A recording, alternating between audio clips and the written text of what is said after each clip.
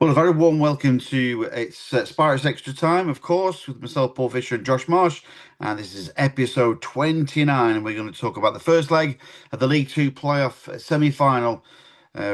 Chesterfield against Notts County. Notts County proving the winners on the night by a goal to nil. Thanks to Jaden Luca's goal that came in the first half. Chesterfield, of course, missing a penalty before then with Lee Bonus smacking the post. It's back-to-back penalty misses for him. Of course, a long time in between them, 6 or 7 months between them. But still, Chesterfield had an opportunity, and for all their possession in the second half, there was no real cutting edge to Chesterfield's play, really, to try and get Notts County played. In my opinion, probably the perfect away game. Frustration from Chesterfield's point of view. Notts had all the sort of men around Dobra. They managed to get him out of the game pretty quickly, and then managed to smother anything that Chesterfield had going forward. It was tactically, it was a tip top. I felt from Notts, but we'll touch on that in a second. Josh, how are you? And have you recovered from Sunday? Because it was a frustrating, despite the fact that Chesterfield played well, it was a frustrating evening, wasn't it? It was. You could feel a bit of that frustration in the ground, couldn't you? Chesterfield knocking on the door, but just not able to find a way through for 90 minutes. And as you said, Notts County, very, very tactically astute. They've clearly done the scouting, taken the best of what the teams that have been successful against Chesterfield have done to us all season. You know, the Cambridges of the world, where they just completely stifle us. They're happy to be patient, sit in, soak it up, and then hit on the break, and that's what they did. And there was that little bit of devilment about Notts County, weren't they? You know, some very, very hefty challenges going in, a few dark arts here and there, but this is the playoffs. You can't begrudge that. This is the playoffs. You know, teams are playing to win for promotion. There's high stakes at play. And Notts County did everything in the playbook to go and get that result, and you can't begrudge them that. Chesterfield almost just fell into that trap a little bit. No, I mean they played a different game to what they did earlier on in the campaign, the two where they like to have possession of the ball. This time, Notts were quite happy to let Chesterfield have the ball, but they were more aggressive off of it. They clearly targeted Dobra. They spotted Dobra straight away, a man to wind up, and there were 3 or 4 late challenges on him. Which the referee didn't pick up at all, and the one which did him for his shoulder was not a great challenge.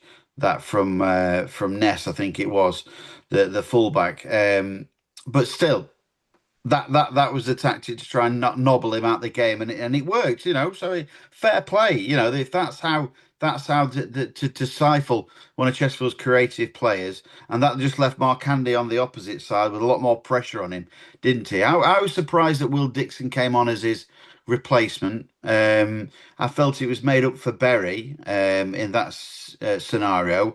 Having said that, they perhaps wanted a little bit more muscle, where they might have felt that Berry playing, despite the flair, they might have doubled up on him again, and tried to knock him out of the game as well. You know, so I could sort of in the back of my mind, I sort of think, yeah, they've tried Dixon before on the left hand side and earlier on in the season, and it sort of worked in a sense. He's better off as a striker. We all know that. I think as a lone striker, he's quite happy with that role. That's where he's got his goals from. Um, but I was surprised it was Dixon overall. But I could see why they didn't pick him. But I was kind of disappointed it wasn't Berry though. Were you? Me too. Me too. I was saying it at half time. Obviously, the substitution had been made at that point. We'd seen Will Dixon on the pitch, just not really in the game up to that point. I know he'd not had too long to prove to himself, maybe Yeah. 15 minutes or so. But you could see straight away, not any fault of Will Dixon's because he's just not that type of player. But Chesterfield were lacking any kind of width. Notts County were narrowing the pitch. They were really compact. Chesterfield's best bet in that game was to attack down the sides and get crosses into the box, but they just weren't able to do that because they didn't have the flair. A player like a James Berry who can go and beat a man and get that crossing. It wasn't until Tom Pearce came onto the pitch later on down that left hand side where I thought Chesterfield was starting to get a little bit more joy. I also felt that like so they bolstered their midfield a lot, didn't they? Not with Scott Robertson pushing into the middle a lot more alongside Norburn, and The other guy whose name just escapes me is just temporarily forgotten out of Robertson. my head. Was it It was Robertson? Robertson who was coming, Robertson and Norburn, and then there was another guy in there as well. But Cerullo also was sort of tracking Dobra as well down that right, wasn't he, a lot? So and Cerullo could have been sent off at one particular stage in the second half, couldn't he, for smacking into Dixon in the second half? But you know. Let's talk about the good start that Chesterfield had as well. The best move probably that they had really came from the goal, didn't it, as well? Just getting areas of space, little quick passing, and that seemed to stun Notts as well. And then Mandeville fouled in the area. And it was Lee Bone. He said Lee Bones is the striker. He's got to go and take it, hasn't he? Yeah, someone's got to, and you'd give it to your centre forward, wouldn't you? We did Yeah. see on the build up to the penalty, that, Dobra had the ball in hand. I think he was hoping that maybe he'd get the nod to go and put it in the net, but of course the manager always would back his centre forward to stick it in. So it was Lee Bonis to step up. I think that's a tactical thing from Dobra's point of view is that Notts may have been thinking, or the goalkeeper may have been thinking that it's Dobra's going to take this, so he looks at the wrong notes, and all of a sudden it's Lee Bonus, so he has to check the other notes again. I've seen clubs do this before as well, where somebody else has picked up the ball to take, and it's not necessarily he who's going to take the penalty. It's just a bit of like, you know, kidology, I think, towards the goalkeeper. So yeah, but I think it was always going to be a lead bonus to take that. But yeah, he hit it hard and true. Um, Unlucky, or should he put it away? Because the goalkeeper went the other way, didn't he? Yeah, it sent the keeper the wrong way, and yeah, obviously, it's one of those, isn't it? For a keeper, you pick a side and you commit to it. I think from Bonis's point of view, it's so hard, isn't it? Because you say, well, it didn't go in, so it's not a good penalty. It's not on target. It's bounced back off the post. But you look at it as well; it's millimeters away from being a great penalty, isn't it? So it's so hard. This big pressure game, big pressure on your striker. You backed him to go and take a penalty. Sometimes they go in, sometimes they come back out, and I think Lee Bonis, yeah, we'd have all loved to have just seen him stick it in the bottom corner, but it just wasn't to be. I don't think you should be hanging your striker out to dry for that sort of thing because yeah, strikers sometimes miss penalties. It's just part of football, isn't it? So I think Chesterfield from that point, it felt like that was a really good start to the game. They had a bit of momentum. They'd carved Notts County open, and we were just thinking, right, go and do it again. Yeah, we've missed that opportunity, but keep doing that, and we'll probably be on to something. But sadly, it did not materialise that way. If it was a house full of balloons, half of them were popped at that particular point, weren't they? I think it just felt such a massive moment. And I don't think Bonus recovered from it, to be fair. I don't think he was quite the same player onto that. Now, what do I know? What do I know his mental capacity from that particular point? I'm sure he's a confident lad. He's got 17 goals this season, but he just didn't seem to get into the areas. Now, maybe that was part of not so good defending. I'm not too sure, but it just seemed to affect him. That's just my opinion. And hopefully he goes and gets a hat trick on Friday night. To disprove any theory with that, but he just didn't seem the same player to me, and it's such a shame because he had such a good season for us, and that would have been the perfect start, wouldn't it? Just to really liven up the 10,000 that was in the ground, the tight ground that it is. Notts fans are mocking Chesterfield supporters online about like, so you only get 10,000 and whatnot, like, but it's sold out, like, so that's it. It's another sellout. So, um, look, like, so it just didn't happen from that particular point. They got into good air, especially in the first half. It didn't really. Second half, they actually just opened them up a little bit more. And had lots of possession, but again, it was that cutting edge. But the goal is so disappointing, isn't it, to concede? Ryan Sturt giving that ball away at that particular area as well, and all of a sudden they'd swarmed ahead. The counter attack. The perfect thing is you sit back, allow Chesterfield to have the ball, then push forward on the counter attack. It's the way Chesterfield concede goals, Josh, isn't it?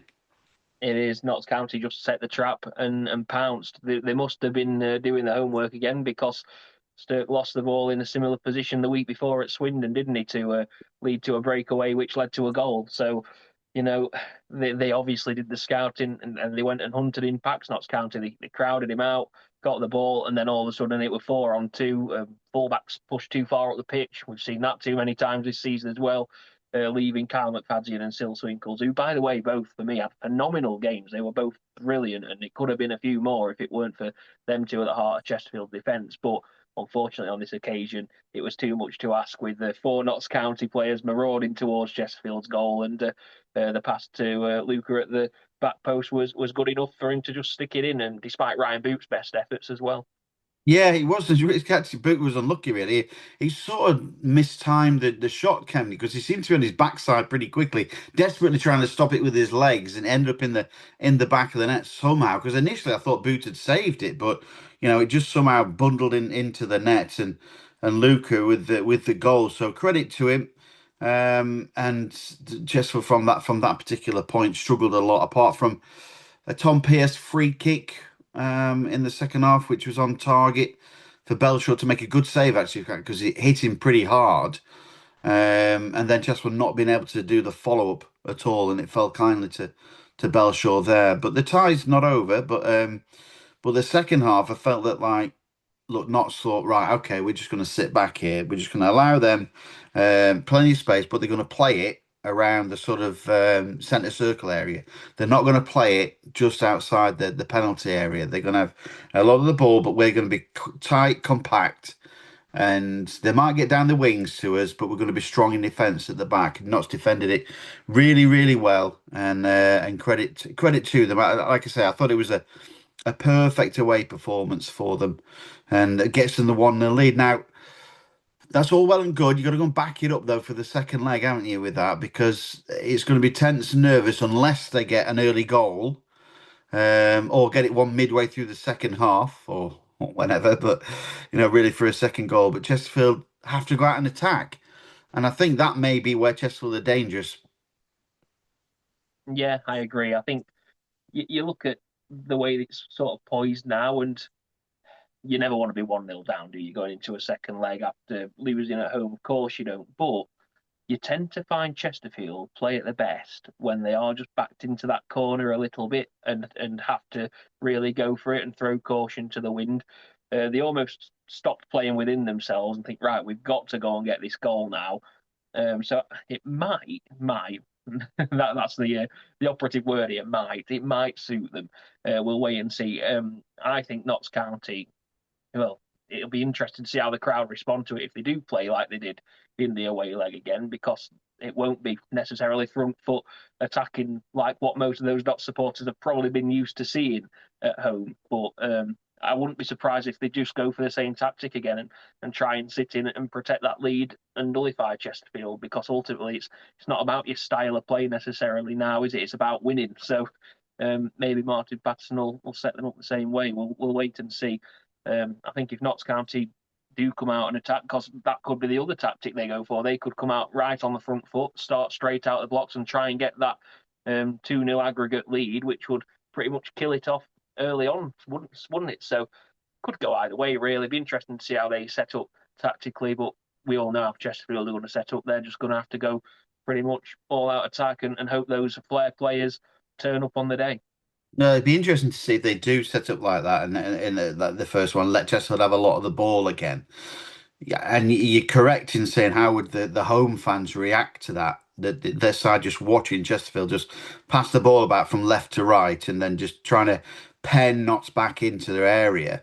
Um, but who knows how it's going to be? It's going to be an interesting second leg. That's for particular certain. So we know that Dobra's going to be out anyway. So I know it's not confirmed at all, but it looks a serious shoulder injury, and I doubt he's coming back from that unless he buys himself a new shoulder in that particular time. So that's going to be unlikely. So if that's the case, I said that with a hint of questionable stuff. So that if that's the case that he's not available, then who's your man to replace him?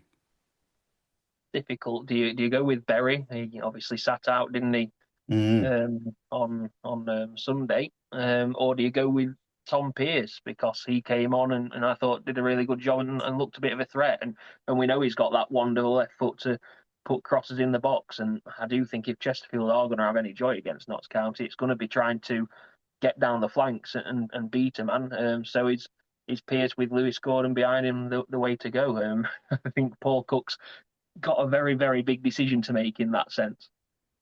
I wonder whether Tom Pearce has got 90 minutes in him though, or 60 at least. That's my big question. I think 20 maybe. I think maybe pushing 25. So I can probably see him siding with James Berry. Or are they going to leave Markande on the right hand side, push Mandeville to the left, and push Braybrook further forward and bring Naylor into the two, or play three in midfield? So we've seen Chesterfield play 4-3-3 on occasions, but that's usually with Dobber in the side. So or Berry in the side. So if they're going to do that, they're going to bring Naylor in. I think they'll bring Berry in as well. So there'll be a couple of changes there. So with that, but we'll see. I'll just throw this one in there, Paul, as Yeah, well. We've seen Tom Naylor in some away games in a recent memory play a yeah, little bit further up to yeah. go and get that first contact, that first header on things, and add that bit more physicality to Chesterfield's forward line. So, do you go with Tom Naylor almost in that 10 or as part of a four, and then you trust Braybrook or Stirk then to do the sitting in behind? You'd probably imagine Sammy Braybrook will start again. You probably imagine that he'll still back Ryan Stirk despite that error. So yeah, it'd be interesting to see how he shuffles the pack going into it. But as you say, it's an enforced change, and Dover will be deadly disappointed that he can't play at Meadow Lane again. Yeah, I think we were talking, weren't we, just on this podcast a week ago, looking ahead to that first leg about Armando Dover saying he'll be looking forward to getting under Notts County's skin again, and maybe Notts County listened to us and thought, no, well, we're not going to have that. We're going to get under his skin and start ruffling his feathers first and get on top of him. And that's exactly what they did. And again, that's very, very well thought out. And they've been very, very good at doing the homework on Chesterfield. So, yeah, nothing but credit to Notts for the way they've approached it, really, from my point of view. It's sometimes frustrating to watch, but they've got the result, they've got the advantage. Fair play to them. So maybe it's the time for the man from Nottinghamshire, then Tom Naylor, who also likes to play against Notts County and score goals against Notts County in two away games at Meadow Lane. So maybe it's time for him to come into the starting 11 there. So we'll see. We'll see about that. It's going to be interesting, isn't it? It's going to be a tactical battle. But Chesterfield are in a better position than they were last season against Walsall. It is going to be a bigger crowd though than they're going to test themselves against at Meadow Lane. It's all set up really for a good finish. Of course, Grimsby Salford beat Grimsby in the first leg by 2-1, so they've still got work to do, Salford, and that's still up for grabs in that tie. So who knows? It's still unmentionable, isn't it? Really, what you can do, because look, Peterborough were 4-0 up against Sheffield Wednesday just a few years ago, weren't they, in 2023? And they ended up losing on penalties. The last thing I want is penalties. Tell you now, Matt. So I don't know if my nerves can take penalties going forward. I think so.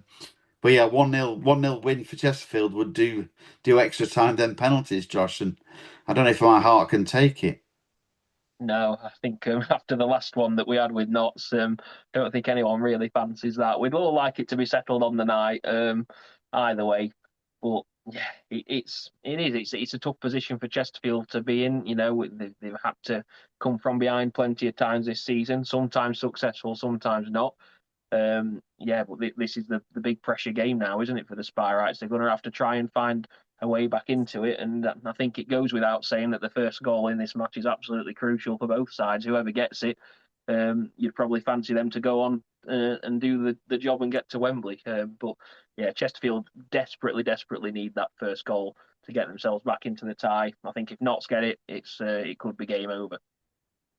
There's a good number of Chesterfield fans going down to the ground, 1,900, I believe. And there's a good number watching on the big screen at the SMH Group Stadium as well, back at home. So hopefully they've got something to cheer back in Chesterfield. And as always, they'll get a good support. To be fair to Notts fans as well, they made themselves heard after the final whistle, didn't they, at full time? Uh, Disappointed Chesterfield fans leaving the ground. You didn't get any interviews at all on 1866 Sport, did you? We had a reluctant Danny Webb coming out to speak to the press. I know Paul Cook did Sky Sports, but he wasn't particularly enamoured about doing that interview. And Danny Webb, who came out to do speak to the remainder of the press, surprised that the club media didn't get an interview, but hey ho. It's been sort of radio silence from Chesterfield, and I'm guessing that's a mindset thing. It's only halfway through the game; they don't want to talk it up too much.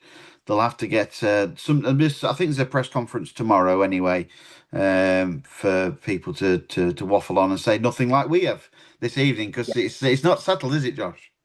No, and I'm sure Paul Cook will come out with the same things that he probably came out with to Sky Sports. At the end of that, he'll just say, "Well, you wouldn't interview me at half time during a league match, would you?" And this is not no different. This is half time in this particular tie. They try, I Um, tell you, Josh, they yeah, try. But yeah, I think that's how Chesterfield and that's how Paul Cook will be approaching it with his players. He'll say, "Look, it's only half time. We've still got 90 minutes to go out and show what we're all about." And Chesterfield do need to show more about what they're all about if they're going to get to Wembley, because I think from a Spireites point of view, let's be honest, they didn't quite create enough in that game to really warrant taking an advantage to Meadow Lane with them. There weren't enough shots on target. I think there were times where Chesterfield worked the way around that Notts County penalty area, got into decent positions, but then didn't pull the trigger, or the end product was poor, and that really does need to sharpen up at the top end of the pitch if Chesterfield are going to get any success. yeah. Tense, nervous. You're going to be there for 1866 Sport, aren't you? So Yeah, it's full match commentary on BBC Radio Sheffield as well. Oof. Don't know how this is going to pan out. I can't predict it. I didn't think I could predict a result for the first leg. I'm certainly not going to go and have a go for the second leg because these two sides are fairly evenly matched, aren't they? So it's difficult to say. It's a paper between the two sides, isn't it? yeah, you can't predict it. I'm not. Yeah, I'm same as you. I'm not even going to try and predict it either way, because how many times have we seen these two sides meet? Sometimes Chesterfield take the spoils, sometimes Notts do. The recent history has been very, very sort of level. You'd say before that first leg, Chesterfield had the majority of the spoils of the recent history, but in playoff games, clearly Notts County have got the number over Chesterfield. So let's hope that Chesterfield can break that trend. But I think all Spireites will be wanting to see a little bit more from the side than what they offered in that first leg. Well, I'll tell you what, Paul Cook would love a record in the playoffs, wouldn't he? EFL record is played five and lost five. So I mean that's his record with Chesterfield. He's only got one draw with Portsmouth in another one. He lost against Plymouth in the other one. So his EFL record, and it's not better in the National League either, So his playoff record is abysmal. So I'm sure your man of his experience, when it comes down to the nitty gritty, he needs to start learning about playoff football somehow. Yeah, it's tough. It's tough. It's teams, as we've seen Notts County do. You can do your homework on a team. You can scout a team and set up to play against someone who you think are going to play a certain way, and then they set up completely differently. And that's what we saw from Notts. I think Chesterfield would have probably been expecting a Notts County team to come at them on the front foot, and it be a real sort of tit for tat sort of football matches we've seen in the league games, but I think they surprised us, didn't they, with their style and setup? And let's see if they've got any more tricks up the sleeve. Whereas I think with Chesterfield and with Paul Cook, they play a very similar fashion of football. They don't really change very much, and haven't changed very much. They kind of paid the price against Walsall, didn't they, last year in the playoffs? And I just hope that they don't come a cropper again to Notts County, who just have that little bit of extra streetwise smartness about them to nullify us. Well, thank you, Josh. It's a shortened Spirates extra time this evening. Hoping we don't get to extra time on Friday night. So early team news is Dobra may or may not be involved. We don't know, and sure there'll be no clues tomorrow in the presser as well. So we'll wait and see about that. So as I say, Josh is on 1866 Sport on Friday night. I'll be on BBC Radio Sheffield, and we look forward to a good time, don't we, Josh? Yeah, yeah. Let's just try and enjoy it if possible. Let's just try and enjoy the If game of possible. football for what it is, a good game of football between two good footballing sides. And in its playoffs, how many times do you get to see your side playing in the playoffs over a lifetime? Probably not all that often. So win or lose, Chesterfield have made the playoffs, and let's just enjoy the game of football for what it is. Yeah, exactly. Thanks, Josh. Both sides have been really good in the well, they've attempted to be really good in the playoffs over the course of the last few seasons. Not San Chesterfield, of course, both evenly matched. They probably don't like each other too much, but they're very evenly matched. Like so. But thanks, Josh, and we'll be back next week with maybe a successful episode. Looking forward to Wembley. Maybe not. Maybe a look at the campaign as a whole. So we'll be back next week for you. Thanks, Josh. And yeah, so thanks very much. Please like and subscribe, and we'll be back next week.